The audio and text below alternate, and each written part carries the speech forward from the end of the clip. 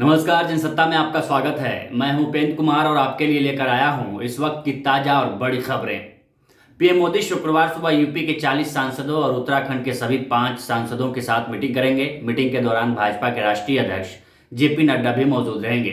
UP और उत्तराखंड में होने वाले विधानसभा चुनावों को देखते हुए बैठक काफी अहम मानी जा रही है। संसद सत्र के दौरान पीएम मोदी हर दिन पार्टी सांसदों से मुलाकात कर रहे हैं।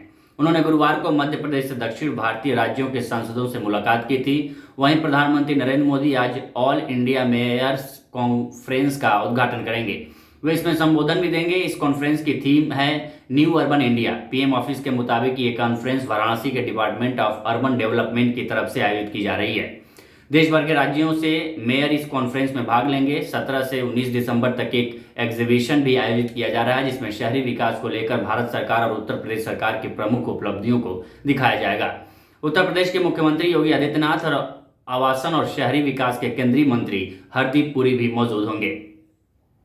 उधर कर्नाटक विधानसभा के पूर्व अध्यक्ष और कांग्रेस के वरिष्ठ विधायक के आर रमेश कुमार ने गुरुवार को विधानसभा में बेहद विवादित टिप्पणी करते हुए कहा कि जब बलात्कार होना ही है तो लेटो और मजे लो।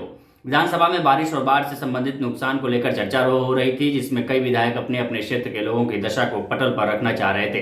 कांग्रेस के वरिष्ठ विधायक ने टिप्पणी तब की जब विधायक विधानसभा में किसानों के मुद्दों पर चर्चा के लिए अध्यक्ष विश्वेश्वर हेगड़े कागेरी से समय की मांग कर रहे थे।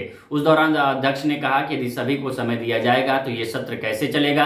विधानसभा अध्यक्ष विश्वेश्वरी हेगड़े कोगरी के पास वक्त की कमी थी और उन्हें शाम 6 बजे तक चर्चा को पूरा करना था, जबकि विधायक समय बढ़ाने का आग्रह कर रहे थे। कागेरी ने हंसते हुए कहा कि मैं उस स्थिति में हूं जहां मुझे मजा लेना है और हाँ करना है। ठीक है, मुझे तो यही महसूस होता है। मुझे स्थिति को नियंत्रित करना छोड़ देना चाहिए और कार्यवाही व्यवस्थित तरीके से चलानी चाहिए। मुझे सबसे कहना चाहिए कि आप अपनी बात जारी रखें। उधर महिलाओं के लिए शादी की न्यूनतम उम्र को 18 वर्ष से बढ़ाकर 21 साल करने के प्रस्ताव को केंद्रीय कैबिनेट ने मंजूरी दे दी है। प्रधानमंत्री नरेंद्र मोदी ने 15 अगस्त 2020 को इस प्रस्ताव की घोषणा करते हुए इसकी जानकारी दी थी। वर्तमान में देश में पुरुषों के लिए शादी की न्यूनतम उम्र 21 वर्ष है, जबकि महिलाओं के लिए 18 वर्ष है। पीएम नरेंद्र मोदी ने महिलाओं की शादी की उम्र बढ़ाने के फैसले के पीछे उन्हें स्वस्थ बनाना और कुपोषण से बचाना बताया था। साथ ही सरकार शादी की उम्र बढ़ाकर महिलाओं के कम उम्र में मां बनने से उनके स्वास्थ्य पर पड़ने वाले कुप्रभावों को रोकना करना चाहती है। इस मामले में टास्क फोर्स गठित किए जाने के बारे में जानकारी देते हुए वित्त मंत्री निर्मला सीतारमण ने साल 2020-21 के अपने बजट भाषण में कहा था कि 1978 में शारदा एक्ट 1929 में बदलाव करते हुए महिलाओं की शादी की उम्र 15 वर्ष से बढ़ाकर 21 वर्ष की गई थी। उन्होंने महिलाओं की शादी की उम्र बढ़ाने के हालिया प्रस्ताव की वजह बताते हुए कहा था कि अब जबकि भारत और तरक्की कर रहा है तो महिलाओं के लिए ऊंची शिक्षा हासिल करने और करियर बनाने के अवसर भी बढ़ गए हैं। साथ ही इस फैसले का उद्देश्य कम उम्र में शादी से मातृ मृत्यु दर के बढ़ने के खतरे को कम करना और महिलाओं के पोषण स्तर में सुधार करना भी है।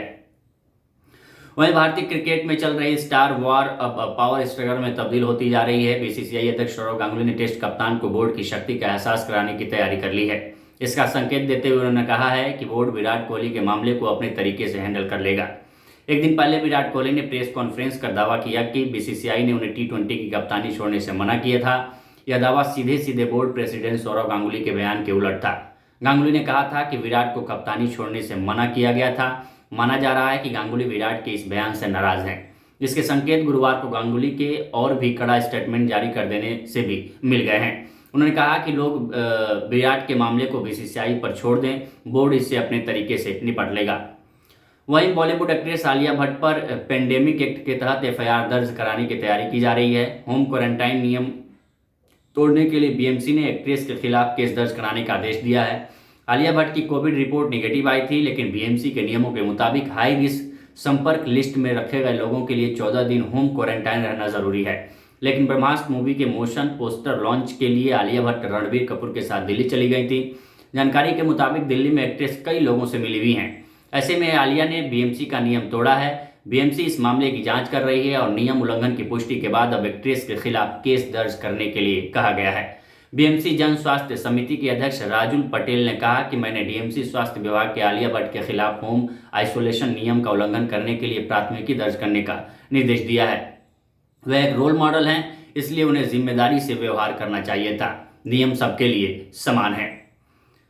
उधर न्यूली वेड कटरीना कैफ की टाइगर 3 की शूटिंग में तब्दीली हो गई है। फिल्म से जुड़े ट्रेड सूत्रों ने बताया कि कटरीना ने 15 दिसंबर से तो शूट नहीं ज्वाइन किया। अब कटरीना नए साल में शूट रिज्यूम करेंगी। वैसे भी अभी 23 दिसंबर तक ही शूट होना है। उसके बाद सलमान खान न्यू ईयर के मद्देनजर काम से ब्रेक लेंगे। अभी के लिए बस इतना ही। बाकी देश दुनिया की तमाम खबरों के लिए बने रहिए जनसत्ता के साथ।